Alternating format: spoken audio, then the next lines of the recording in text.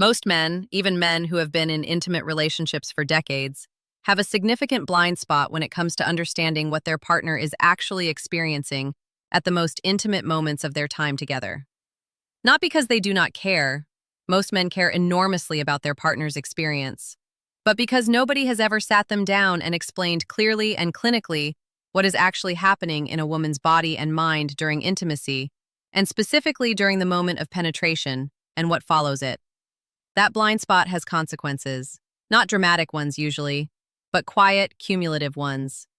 A gap that develops over time between what a man thinks is happening for his partner and what is actually happening.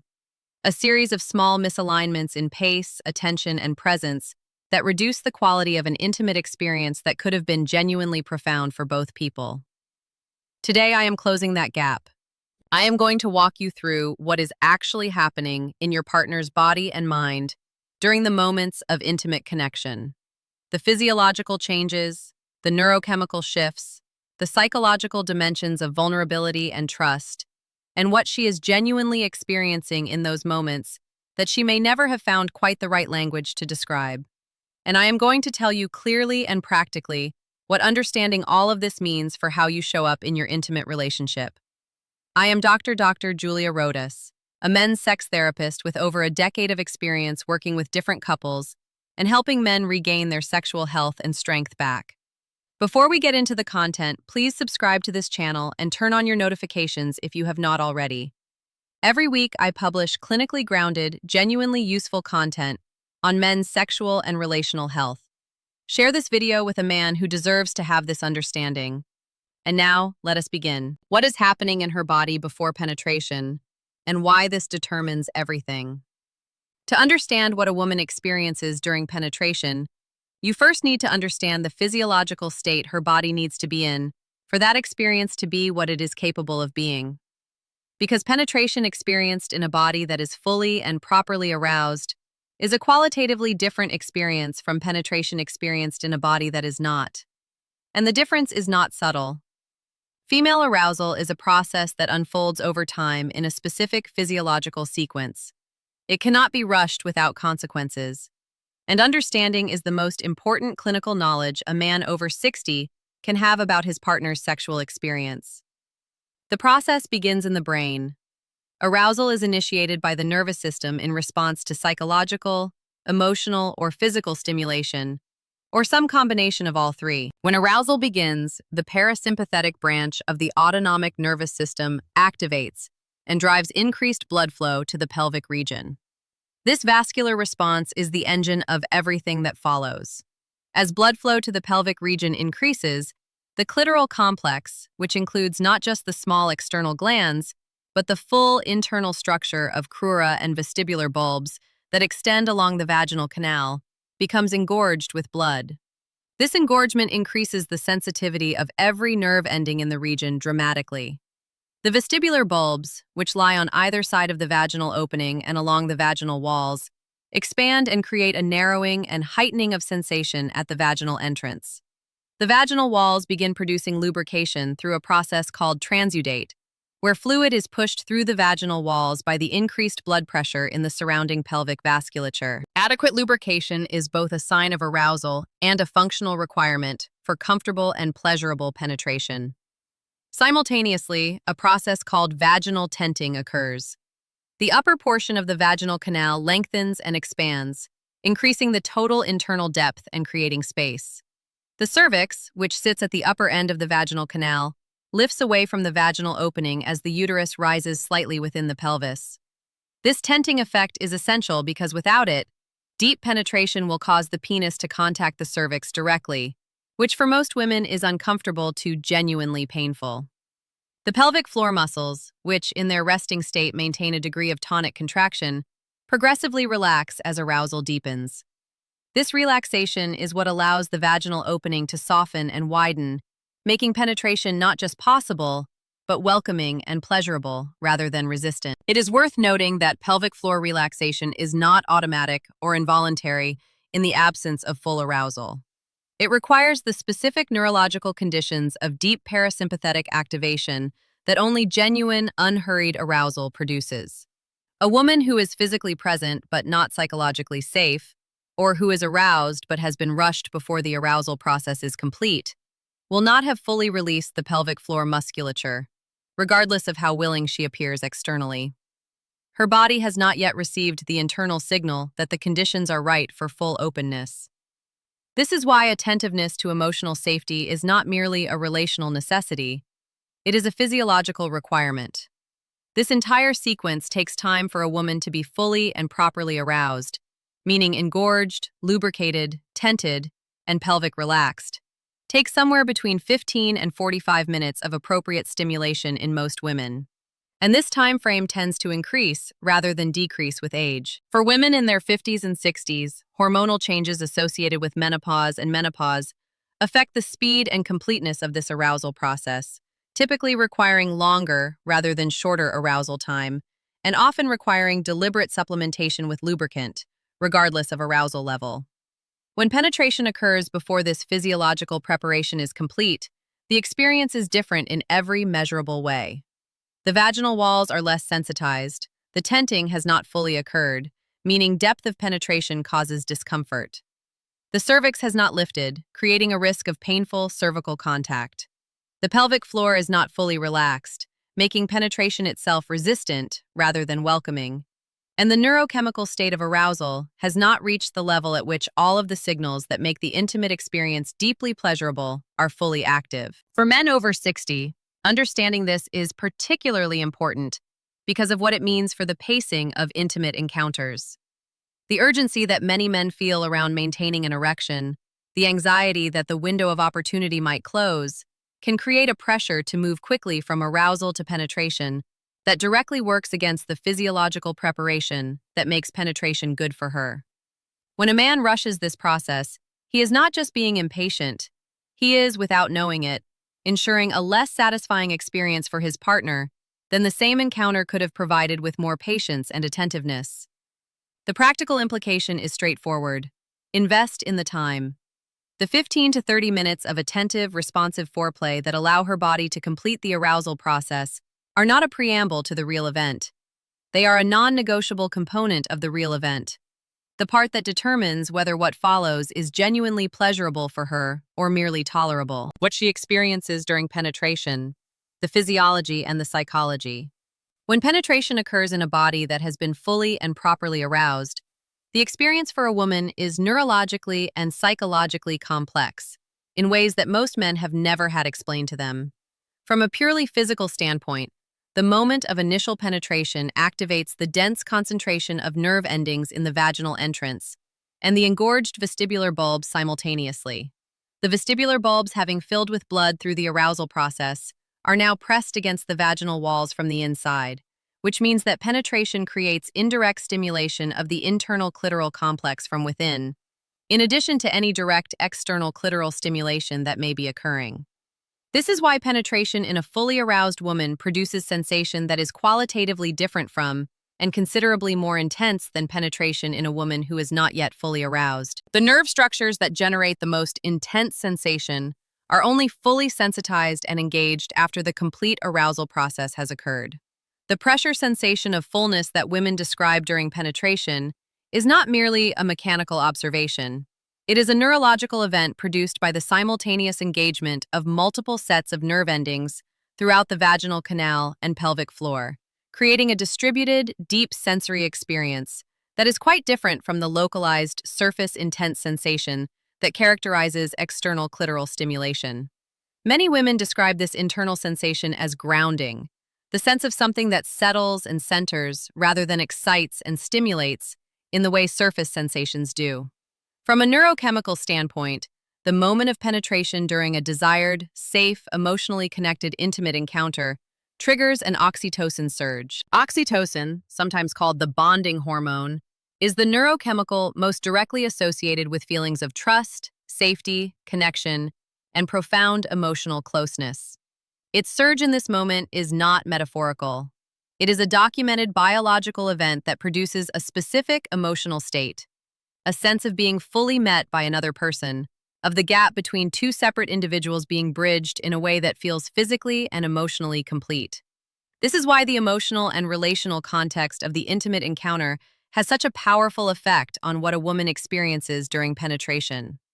Oxytocin release is amplified by emotional safety and genuine connection when she trusts you, when she feels genuinely desired rather than merely used. When the relational environment between you is characterized by care and attunement, the neurochemical experience of penetration in that context is substantially richer than the same physical act in an emotionally cold or disconnected context.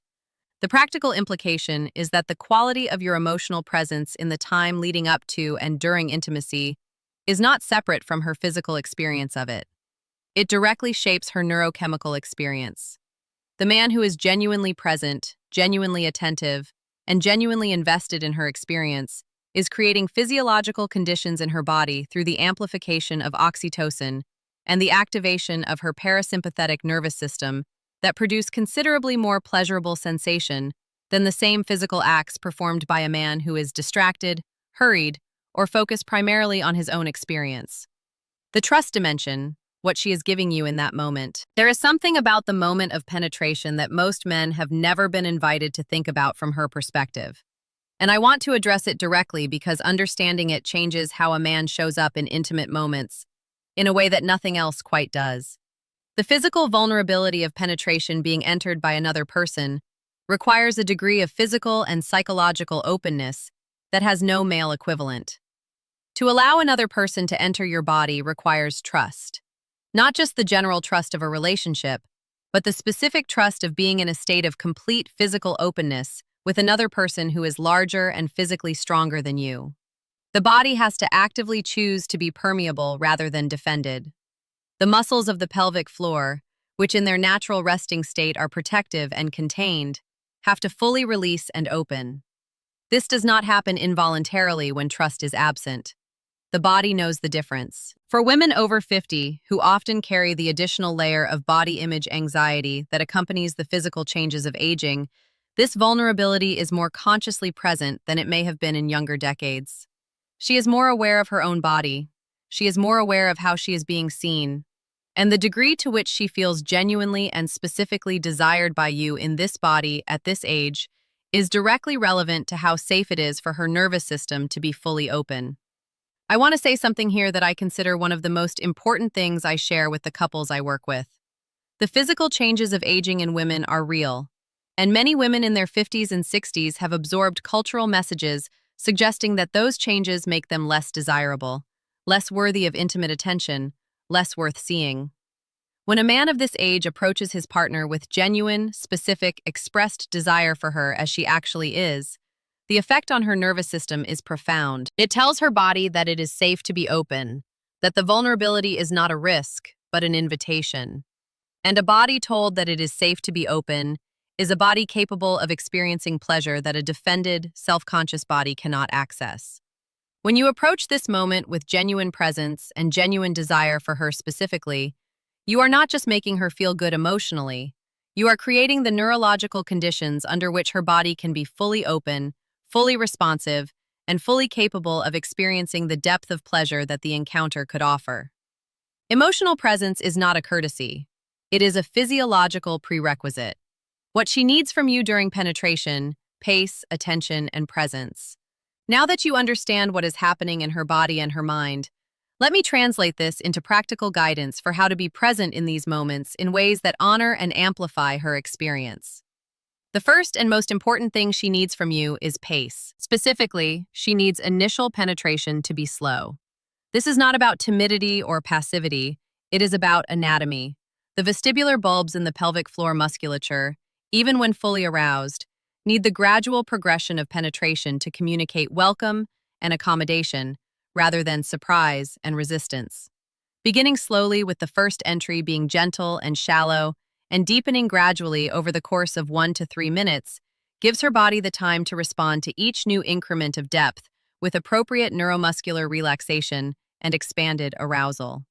Beginning too fast, regardless of how aroused she appears, compresses a process that is designed to unfold incrementally. It bypasses the gradient of sensation that makes the transition from outside to fully inside a continuous and layered experience, reducing it to a single binary event. That reduction costs both of you something. The second thing she needs is your attention to her responses. Her breath is your most reliable, real-time guide. Deepening, slowing, and rhythmic breathing indicates that her arousal is building and her body is responding positively.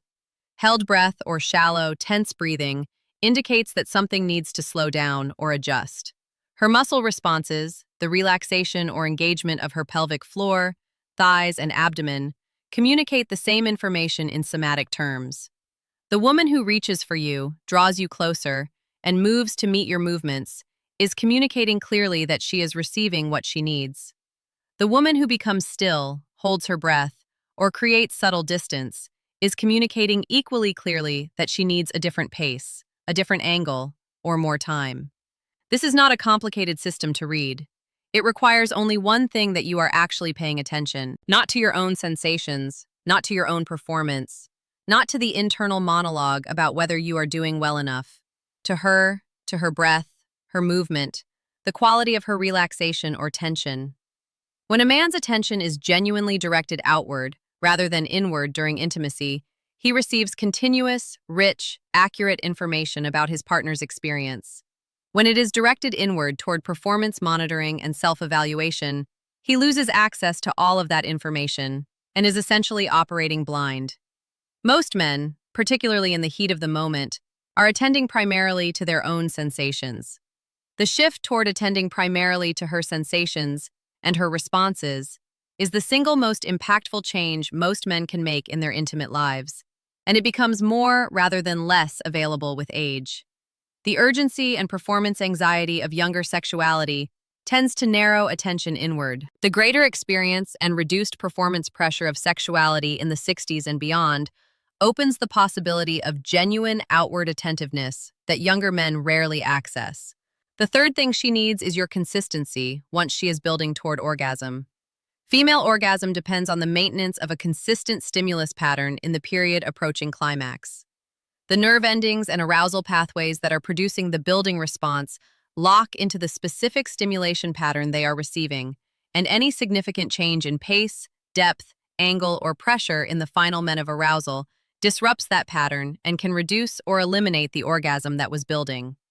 When she communicates verbally or non-verbally that she is close, the most important thing you can do is maintain exactly what you are doing without variation. Do not speed up, do not change angle, do not introduce novelty. Simply maintain the consistent, attentive presence of exactly what has been working. This is one of the most common and most consequential mistakes men make. Changing technique at precisely the moment when consistency is the only thing required. The emotional aftermath. Why presence after matters as much as presence during the experience of intimacy for a woman does not end at the moment of orgasm or the moment of physical separation. The neurochemical state that penetration and intimacy have produced continues to influence her experience for a meaningful period afterward, and the quality of your presence in that period is directly relevant to the depth of connection she carries away from the encounter. Oxytocin elevated throughout the intimate encounter remains elevated in the post-orgasmic period. This is the period of greatest emotional openness and vulnerability in the entire intimate experience.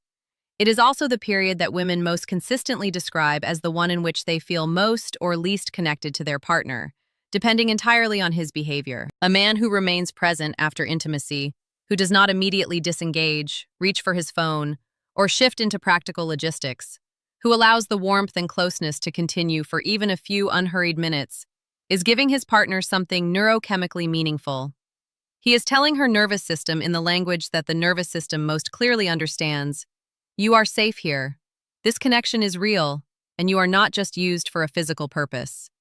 That message, delivered consistently over the course of a relationship, shapes the depth of her trust and openness in every subsequent intimate encounter. The inverse is also true.